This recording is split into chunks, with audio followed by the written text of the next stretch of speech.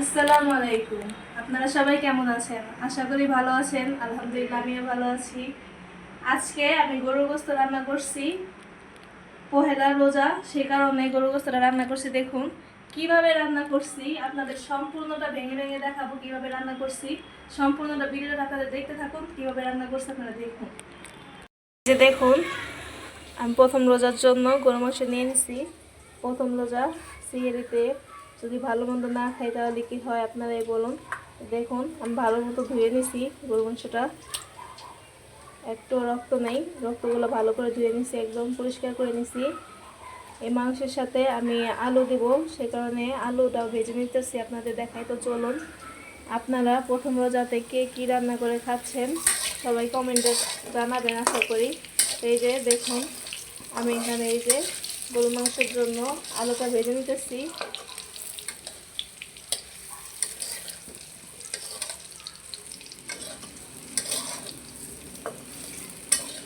প্রথম রোজা আসলে রোজার একটা আনন্দটাই আলাদা। আপনাদের কাছে কীরকম লাগে রোজা আসলে, কতটা ভালো লাগে আপনারা আমাদের কমেন্টে জানাবেন। চলুন আলুটা ভেজে এখন মাংসটা রান্না করে ফেলবো। চলুন আলুটা ভাজা হইতে হইতে এখানে এই কড়াইতে এখন মাংসটা রান্না করে ফেলবো। তো চলুন তার জন্য আগুনটাকে ধরাই দিই। এই যে কড়াইটা গরম হয়ে গেছে, এখন দিয়ে দেবো তেল। তো চলুন তেলটা দিয়ে দিই।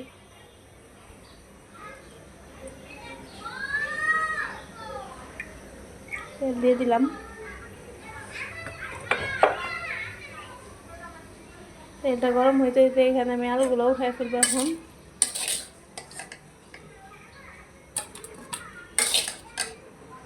তো এই যে আমার তেল গরম হয়ে গেছে, এদিকে আমি আলুও উঠাই ফেলছি। যে দেখুন আমি পেঁয়াজগুলো দিয়ে দিই।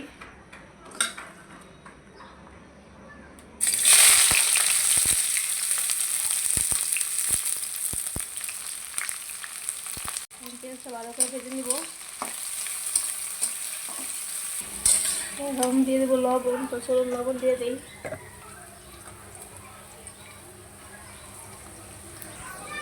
এখান থেকে আবার টানতে পারবো না, এখানে নিয়ে এসে করলাম।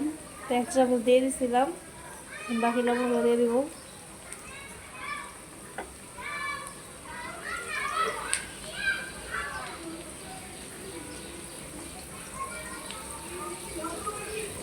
তো আমি আমার মাংস অনুযায়ী আর কি আমি লবণ দিয়ে দিচ্ছি, আমাদের স্বাদ অনুযায়ী আপনারা আপনাদের স্বাদ অনুযায়ী লবণটা দিয়ে দিবেন। আমি এখানে 7 চামচ দিয়ে দিচ্ছি, আমার চামচটা অনেক ছোটো, সেই কারণে ওই অনুযায়ী আমি 7টা চামচ দিয়ে দিচ্ছি। এখন দিয়ে দেবো হলুদের গুঁড়ো।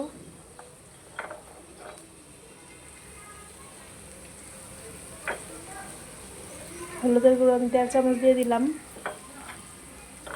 এখন দিয়ে দেবো মরিচের গুঁড়ো। মরিচের গুঁড়োটা দিয়ে দিই।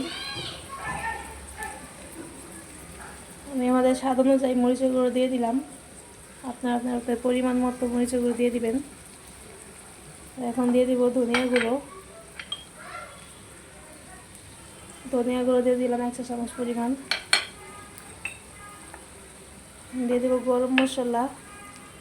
গরম মশলা আছে তেজপাতা, ধনিয়া গুঁড়ো, জিরে আর কি সব আর কি মিশানো, ওটা গুঁড়ো করা।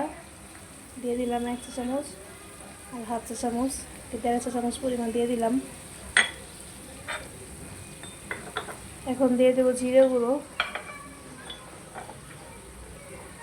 জিরে গুঁড়ো দিয়ে দিলাম 1 চা চামচ পরিমাণ। এখন দিয়ে দেবো আদা রসুন বাটা। আদা রসুন বাটা দিয়ে দিই।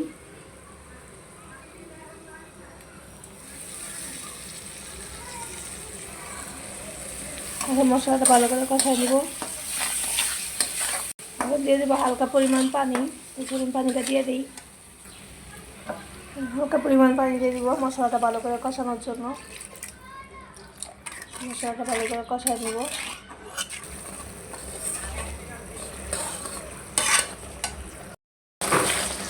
এই যে দেখুন মশলাটা কষানো হয়ে গেছে, এখানে মশলার উপরে তেল রয়েছে হচ্ছে দেখুন। এখন গরু মাংসটা দিয়ে দেবো। তো চলুন গরু মাংসটা দিয়ে দিই, সাইড করে রেখে নিই আগে।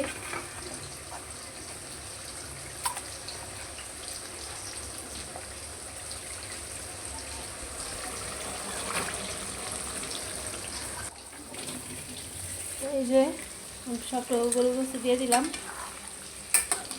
গরুর মাংসটা এখন ভালো করে কষায় নিব।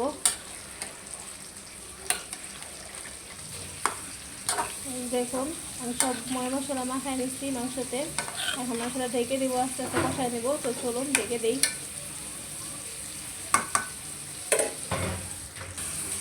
ঢেকে দিই 5 থেকে 10 মিনিট পর আবার এসে দেখবো কষানোটা কতটুকু হয়েছে। চলুন দেখাই আপনাদের তরকারিটা কষানো কতটুকু হয়েছে। আমার তরকারিটা কষানো হয়ে গেছে প্রায়, দেখুন। আর 2 মিনিটের মতো কষায় নেব, তারপর পানিটা দিয়ে দিব। তো চলুন, আমি এখানে প্রায় 8 থেকে 10 মিনিট আমি কষায় নিচ্ছি। আর 2 মিনিট কষায় নেব, আর কি 12 মিনিটের মতো কষায় নেব, তারপরে আর কি ঝোলটা দিয়ে দিব। তো চলুন আর 2 মিনিট কষায় নেই। তো চলুন 2 মিনিট পরে এসে পড়লাম। এবার কষানোটা কতটুকু হয়েছে আপনাদের দেখাই। এই যে দেখুন মাংসটা কষানো হয়ে গেছে। এই যে দেখুন, এখন দিয়ে দিই পানি। তো চলুন পানিটা দিয়ে দিই।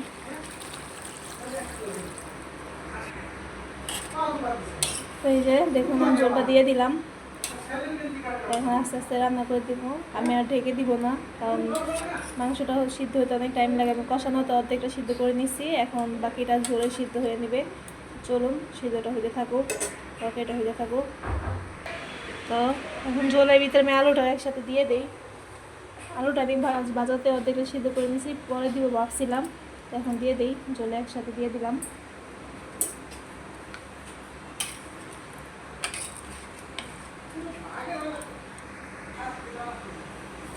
তরকারিটা আস্তে আস্তে হইতে থাকুক। তো চলুন, এই যে দেখুন মাংসটা বলকা এসে পড়ছে।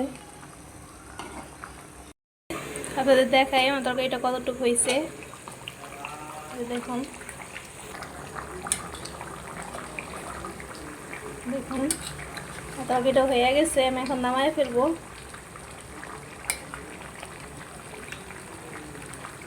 আজকের ভিডিওটা এই পর্যন্তই।